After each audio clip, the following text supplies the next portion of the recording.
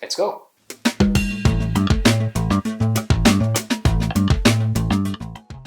First tip, always buy on legit and trusted reseller o retailer. Trusted retailer or dealer, normally sila yung mga established na telco and gadget store in the market or industry today. And most of the time, sila yung mga store na nakikita natin sa mall na may inline store at may multi-brand items inside their store. And sometimes, sila yung owner ng mga concept store na meron sa SM Mall or Robinsons Mall or Ayala Mall. About online reseller naman, better to check the positive feedback from the previous customers.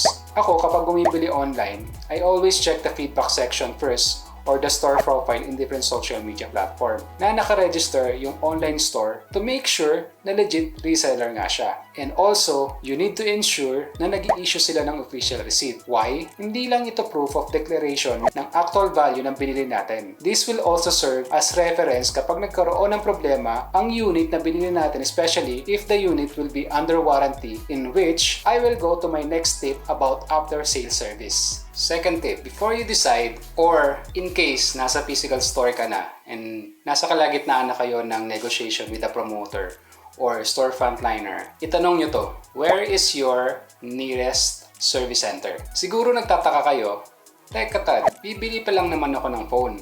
Bakit ang iniisip ko agad ay ang masira ang cellphone ko? Or tablet or gadget. Here's the reason. This is my golden rule. I just wanted to share with you. Hindi lahat ng smartphone, ng tablet, or gadget ay may nearest service center na malapit sa lugar nyo. Normally, kapag walang service center na malapit, yung store na binilhan nyo, they will offer or they will refer you to the DOP, which stands for drop-off point. Ang drop-off point ay representative ng brand na ino-authorize or ina-appoint ng brand to accommodate your defective item that you purchased from that store. And one of the most important documents that the service center or DOP will ask from you is the official receipt with complete details such as IMEI number, serial number, personal information, and date of purchase. It's also important to ask questions before you go to the final stage of purchasing the product. In short, habang nasa store ka, itanong mo na ang kailangan mong itanong para wala ka ng problema or less na ang problema mo in the future. Third tip, don't be an impulsive buyer or consumer. Bibigyan ko kayo ng scenario. Sa telco market, smartphone consists of different segments. The entry level, mid-range, mid-high range, and high-end. Umpisahan natin sa entry level. Sa entry level, normally, each price point varies within this segment. Normally, in this battlefield, ang labanan dito is screen size and memory profile. You know the ROM and RAM. Sa mid-range level naman, this is within 10,000 to 20,000 pesos. In this segment, ang benchmark naman dito is performance, advanced camera feature, and battery life.